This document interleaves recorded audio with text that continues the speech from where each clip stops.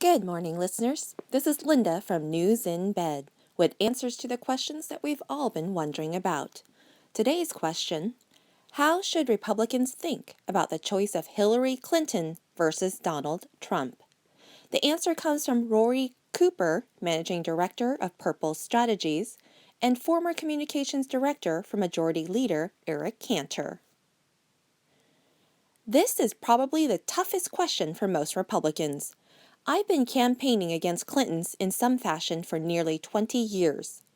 Hillary Clinton put our national security at risk with her reckless handling of classified information and may have corrupted our foreign policy to favor the Clinton Foundation.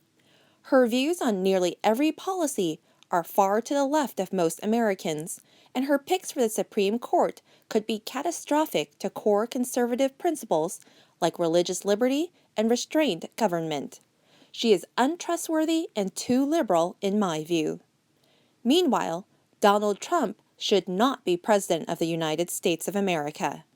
The office requires a dignity, sophistication, and temperament that Trump simply does not possess. So what to do? I suspect when faced with that choice, most Republicans will choose Trump, frankly. I've heard too many times to count, but it's always said with deep regret.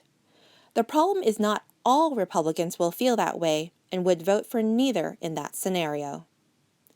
Most observers on the hold your nose and vote for Trump side of the Republican equation point to the Supreme Court as the main reason to do so.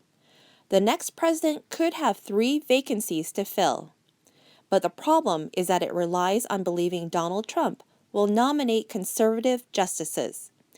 Even if you don't believe he leans liberal on most major issues, he does, everyone can admit he is a self-centered opportunist.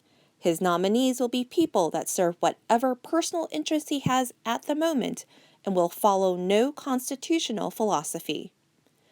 Republicans who want to stop Hillary Clinton from winning the White House need to select a different candidate who is more electable.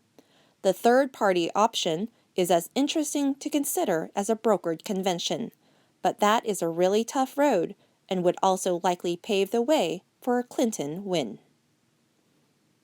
And that's the answer to our question for today. Thanks for listening, and join us again next time for more News in Bed.